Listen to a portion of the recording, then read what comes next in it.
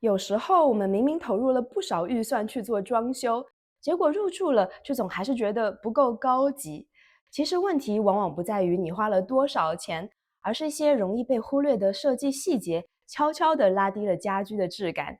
今天呢，我就盘点了7个可能让你家看起来不够高级的原因，当然还有解法，希望帮你在有限的预算下，也能打造出舒适又有格调的空间。我是 Cindy， 在这里我会分享家居美学和精致生活的相关内容。如果你感兴趣，欢迎订阅我的频道。那话不多说，现在就开始今天的分享。想要打造高级感空间，首要原则之一就是家居和装饰品的尺寸要和空间协调。家具选得太大或是太小，视觉上就会很违和，给人一种不是精心设计，而是随便拼凑出来的感觉，自然就会显得廉价。比如在小客厅里塞进一个巨型的 L 型沙发，占了超过一半的空间，那原本就不大的客厅就会显得更加拥挤。反之，家具选得太小，留白太多，又会显得空荡荡，甚至小气。比如餐厅里过于迷你的餐桌，或者是比电视机还窄的电视柜。所以我们在买家具之前，一定要量好尺寸。我们可以用胶带在地面上标出家具的大小和位置，却保留出合理的活动和通行空间。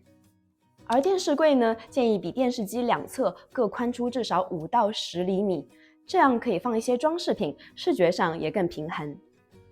租屋族或是需要经常搬家的小伙伴，也可以考虑入手可调节尺寸的家具，比如模块化沙发、伸缩餐桌等等。除了家具，地毯也是很多人容易选错尺寸的软装单品。地毯选对了是提升家居质感的神器，但选错了就会立马拉低档次。最常见的错误就是地毯选得太小，尤其是在客厅。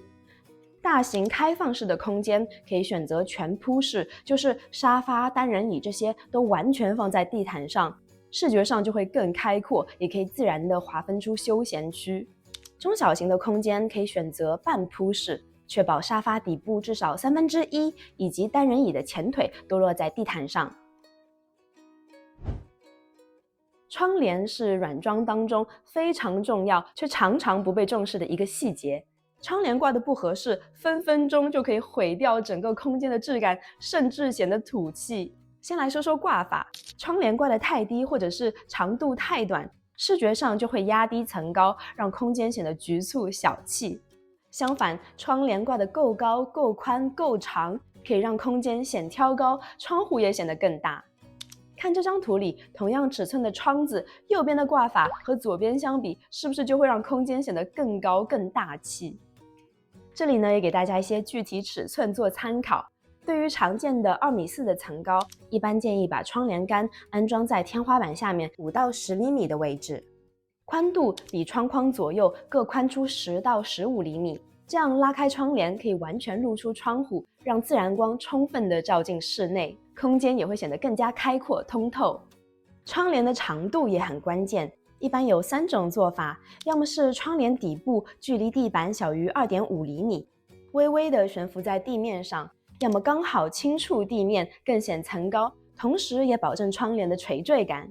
第3种就是堆叠式，窗帘拖地15到30厘米的长度，看起来更浪漫慵懒。但是这种挂法更适合层高比较高的空间，而且更容易藏灰。清洁的时候你就会觉得一点都不慵懒，对扫地机器人也很不友好，所以要慎选，这是我自己也踩过的坑。另外呢，窗帘如果选错了款式和设计，在空间里就会丑得很显眼。例如拼色、蕾丝、反光材质这些复杂的元素，看似华丽，其实很容易显土显廉价。纯色窗帘反而容易显得高级，尤其是浅色系，比如米白、浅灰咖或是低饱和度的彩色，简约耐看，不喧宾夺主，又可以提升整体质感。杂物是家居设计甚至是风水的一个大忌。有些人在做全屋之定的时候，就设计了一堆开放格，想着可以摆满艺术品、收藏品、酒瓶，让家里看起来更有品味。但现实往往是我们一般人家里根本没那么多值得陈列而且风格协调的东西，所以很多开放格最终都变成了收纳区，放着纸巾、零食、药品、牙签，各种各样的杂物，反而让家里显得又乱又廉价。更别说开放格还容易积灰，打扫起来费劲，属于平添家务。想要有设计感又要实用好打理，最稳妥的做法就是遵循28法则，80%的空间做封闭式收纳，20%留作展示区。第4个要避开的就是那些过分闪亮浮夸的装饰元素，比如水钻、亮片、复杂的雕花。这些元素看起来好像很奢华、很高档，但运用不当就很容易让整个空间显得用力过猛，甚至透露出一种土味。而真正的高级感往往是通过克制来实现的。我们可以选择简约大方的款式，把重点放在材质和细节上，比如天然细腻的纹理、手工制作或是设计本身的独特性。第5个容易拉低家居质感的错误就是成套或是过于统一的家具。买成套家具虽然省事，但是很容易让空间显得单调没个性。即便不是成套购入，很多人为了整齐怕出错，也会选择同一种颜色和材质的家具，但搭配不当就容易显得呆板乏味。我们可以通过混搭不同材质，或是在同色系当中做出深浅的对比，来提升空间的层次和质感。另外还有沙发套组，很容易让本来就占空间的沙发区域显得更加拥挤。而一组主沙发搭配单人椅，更容易搭出轻盈又有设计感的客厅。只要掌握下面这3点，就能搭得好看不出错。第一就是色彩搭配，可以选择同色系不同深浅，比如奶白色的主沙发搭配一个棕咖色的单椅。高阶一点的玩法也可以选择跳色单椅，让它成为视觉亮点。第2点是制造材质上的对比，比如布艺的大沙发可以搭配皮质、天鹅绒、木质或是金属材质的单椅来打造层次。第3点很重要的就是比例要协调，单椅的尺寸要配合沙发和客厅的大小，避免太高或是太宽，否则就会显得不协调，也容易让空间变得局促。那如果家里已经有了成套的家具怎么办呢？一个简单的方法就是把它们拆开，分散到不同的空间里使用，这样还可以让整个家的风格更统一，有一种延续性，更加高级。第6个容易拉低家居质感的细节，就是忽视了灯光设计。很多人装修的时候，在天花板装了吸顶灯或是筒灯，甚至还加钱做了射灯灯带，结果住进去却远远没有想象中显得高级。问题就出在了，这些都是从天花板往下打的顶光，光源太单一，会让空间显得很平，没有氛围。想要灯光好看又实用，关键是搭配好来自不同高度的环境光、功能光和氛围光。这3种光源一组合，空间自然就有了层次和设计感。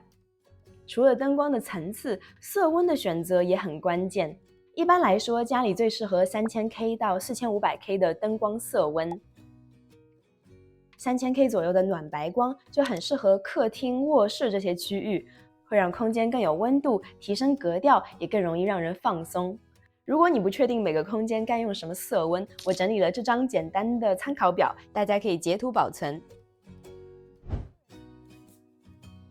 很多人在布置家居的时候，只关注功能性的配置，比如沙发、茶几、电视柜这些大件家具，结果发现明明买齐了所有家具，空间里却总感觉少了点什么，看起来冷冰冰、空荡荡的，不够温馨高级。